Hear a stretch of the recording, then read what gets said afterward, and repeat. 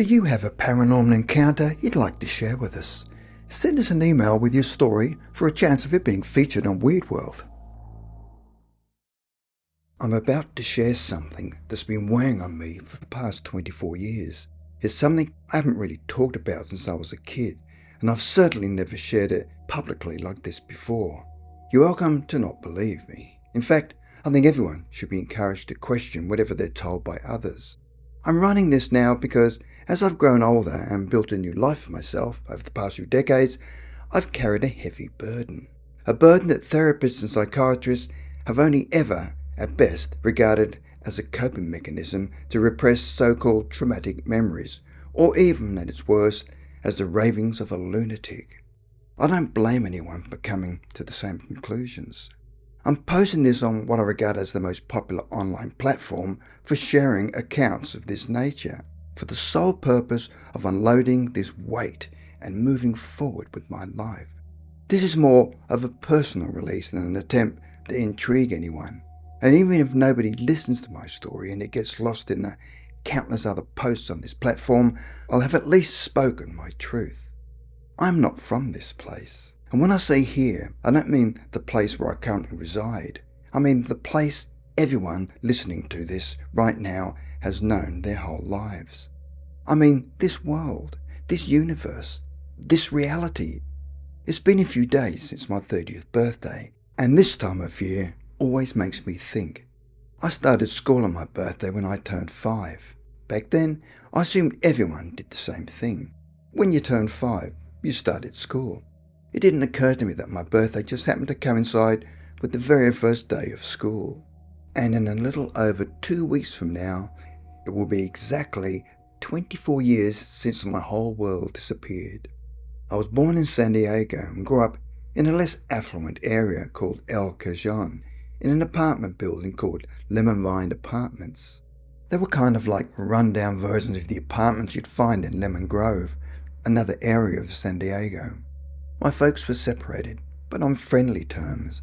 My mum was young when she had me and was quite a stunner. She was in her early 20s and aspired to be a model, taking frequent jaunts to LA for photo shoots. She posed for glamour magazines and had an exotic air about her, thanks to her quarter Indian heritage. As a kid, I would often admire a framed modelling photo of her, attired in a posh wedding gown. I would clutch it tightly whenever she was away on trips and I was staying with my pops, who had a job working for the city of San Diego. They split custody pretty fairly, even spending Christmases together as a unit, despite separating before I was even 1 year old. My dad, his girlfriend, my single mum and me would all celebrate it together. Perhaps there was tension between them and I didn't notice, but being 6 at the time, any drama was well hidden from me. Back in 1996, on September the 17th, I was sent to stay with my dad's parents in Riverside, California, as Dad was working the night shift over the subsequent week and my mum was away in LA. They owned a small farmstead where they raised chickens, pigs and goats, no horses or sheep. My grandma kept several pet ducks that ate seed from your hand and which would fly off and return like clockwork each year. Schools were pretty laid back then, so I got assigned the usual trivial task that a first grader gets when they return to school after the summer break. The 17th was my 3rd day staying with my grandparents, and my grandfather had warned me to be wary whilst wandering outside, had spotted a rattlesnake and wasn't sure where it had slithered off to. Since no one knew where the snake had ended up, I, being 6, made up my mind to hunt it down. Looking back on it, allowing a 6-year-old to wander around the farm searching for a rattlesnake was likely not something you'd find in a parenting 101 guide. But it was the 90s, perhaps they didn't anticipate me actually finding it. The farm had a wooded area that was off limits, so perhaps they assumed that that's where the snake had gone. I spent the entire day outside pretending to be a jungle explorer, trying to locate this rattlesnake. And to my amazement, when I opened the well house, which, for those who are unfamiliar, looks like those green electrical boxes on the side of any road, it was there, curled up and rattling. I quickly shut the door and ran to my grandparents' house to tell them of my discovery. Now, my memory might be exaggerated, but I'm pretty sure that snake was at least 8 feet long, or thereabouts. Regardless, I'd found it. I was excited to tell my grandfather that I'd found the snake, so we could do whatever he would do to handle these things and shoot it. I sprinted into the house through the back door, which led to the laundry room, and then through the kitchen. I wasn't paying attention to anything until I turned left and walked into the living room, expecting to see my grandparents, uncle, and the neighbours all sitting where I'd left them. But they weren't there, and it wasn't the same living room anymore either. Looking around, everything was all wrong. The rough hardwood furniture my grandpa loved so much was gone. In its place was fluffy grandma-like furniture, a 3-seater sofa with a flowery pattern, a TV that wasn't where it was supposed to be and which was newer than my grandpa's old sit-on-the-ground cabinet TV. The hardwood walls were either covered by blue wallpaper or removed, and the hardwood floors were covered with a shaggy off-white carpet. Pictures of my dad, uncle, grandparents and me were all gone from the walls, replaced by paintings and pictures of people I didn't recognise. As confusing as this was to me, what confused me the most was everyone's absence. Although I might have accepted they'd rearranged the house while I was out looking for the snake, it didn't seem likely that they'd all just leave me here all alone. I hadn't seen anyone leave or any cars drive off earlier in the day either, so I walked out of the front door to check if they were with the chickens or pigs. However, the chicken coop was gone, the pig's pen fence had disappeared, and the pigs themselves were nowhere to be seen. At that moment, I was completely bewildered, and my fear was escalating quickly. I didn't want to be by myself, but I couldn't find anyone. Despite living on a small farm, our neighbours were just across the dirt road, so I dashed down the driveway and scampered across the road to their house, thinking that must be where everyone went. I recall being increasingly frightened as I ran out towards their house, and tears started rolling down my cheeks when I saw that it was painted a different colour. It wasn't the same yellow colour as before. It wasn't even the correct house anymore. Nevertheless, I pounded on the door. At this point, I was crying uncontrollably, wiping my face with the dirt-covered hands I'd amassed spending the day digging around stumps and under logs looking for a snake. When a lady in her late 40s or early 50s opened the door and I didn't recognise her, I just burst into tears. After that, everything became hazy because nothing made sense. I knew where I lived, went to school, and where my grandparents resided. However, when I met the individuals who lived where my grandparents were supposed to have lived, they were strangers to me. I begged them to locate my uncle, who lived in the same town as my grandparents, and for him to tell them who I was, but he wasn't at home either. After spending what felt like 10 hours at the local police station, talking to various officers and officials, they eventually brought me back to my hometown. I had the phone number for my home memorised, but when they called it, the person on the other end had no idea who I was or why they were being contacted.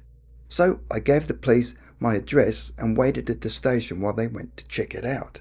However, when they returned, they told me that the name of the apartment building I gave them, Lemon Vine Apartments, didn't exist. They went to the address I provided, but it was for an apartment building called Merritt Manor, and the apartment number was empty. The police thought I'd given them the wrong information, but I was certain that it was correct. After being passed around different police officers, I was asked for the address again, and then finally driven there. When I arrived, I knew that it was the right building, and not just the building itself, but the surrounding area too. It was definitely the place, my apartment building. But just like everything else, it looked different. It was painted a different colour, and the sign that used to have a large picture of a lemon and read Lemon Vine now simply read Merritt Manor. I led the police officers to the exact apartment where I lived, and just as they'd said, no one lived there. After that, the police tried to talk to neighbours, none of whom knew me, and none of whom people there were supposed to be. Every person who came out of that apartment was a stranger to me, and they didn't recognise me either. Then they tried to get hold of my father's information and contact him, which should have been easy because he worked for the city.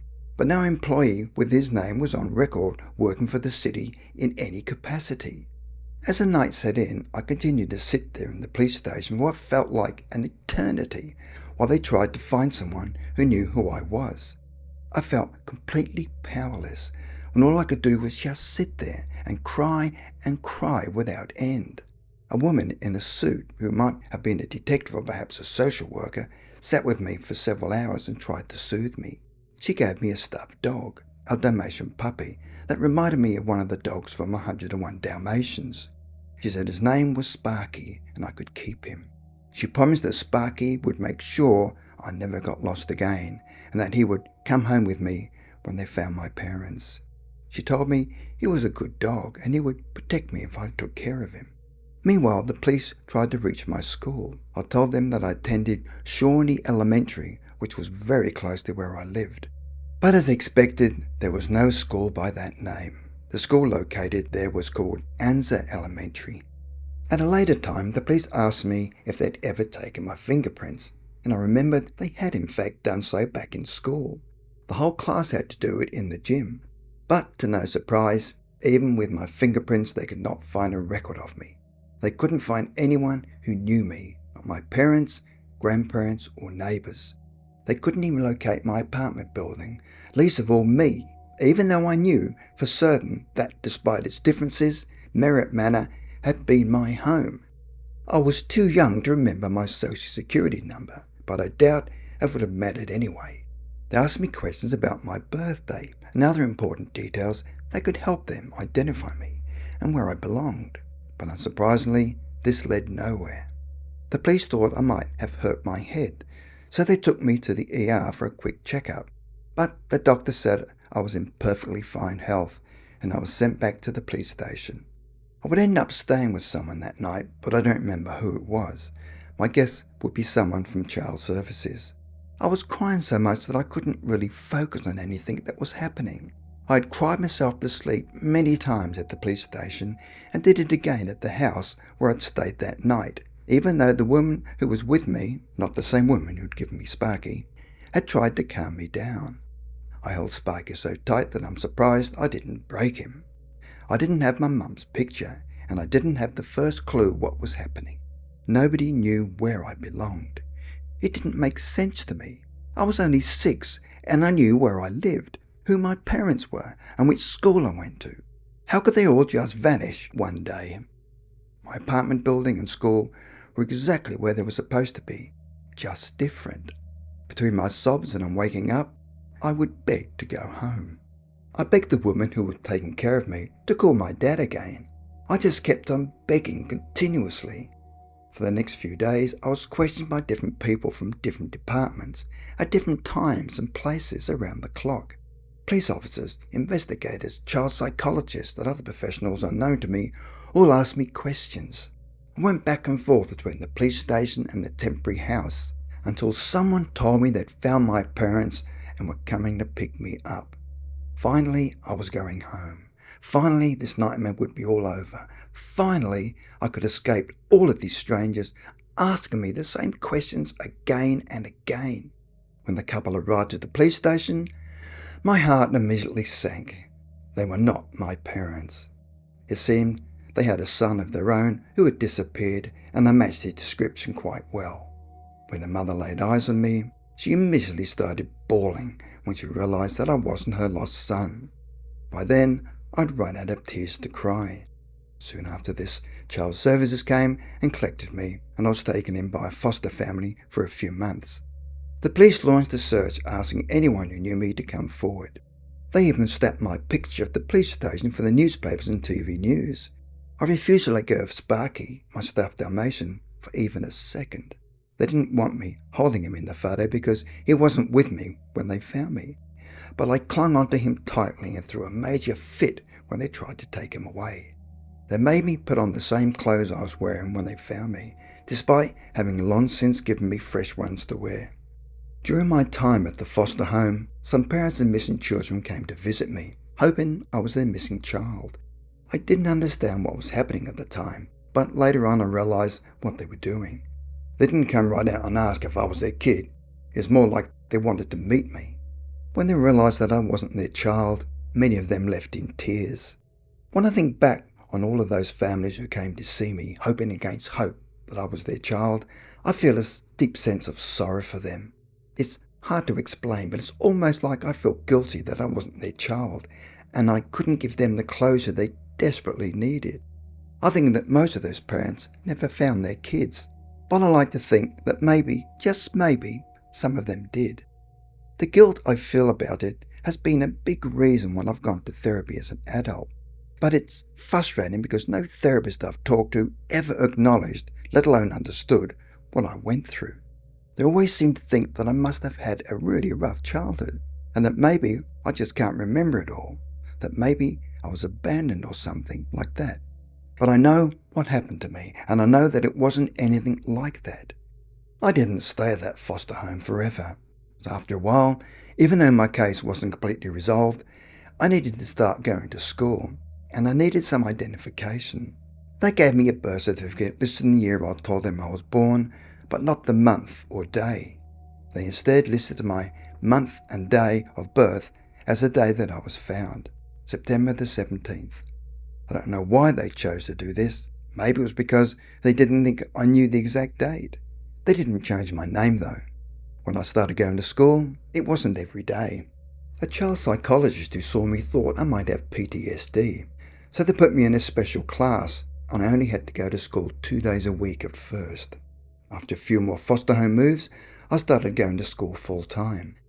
At some point, I'm not exactly sure when, I was put up for adoption. No one ever told me that's what was happening, so I can't say for sure how much time had passed since I'd been found at that point. But eventually, people started visiting me, not to find a missing child, but to adopt me. I wasn't exactly an ideal candidate though. I had a story that no one believed, insisted my real parents would find me eventually, and still cried myself to sleep almost every night. The end of my story isn't a happy one. I never saw my parents again, and the state took care of me until I turned 18, with nowhere to go afterwards. During my teenage years, I got into trouble, and even spent a brief time in a juvenile facility in San Diego called Chaparral. I didn't attend college, and I didn't really start getting my life in order until I was around 24. I haven't shared this story publicly since I was a child, speaking with investigators and specialists, trying to discover where I came from. My stuffed animal Sparky is still with me today. Despite being old and worn, he's still in one piece, now a dark shade of grey rather than white. He sits on my dresser just like he always has, for quite literally as long as I've been here.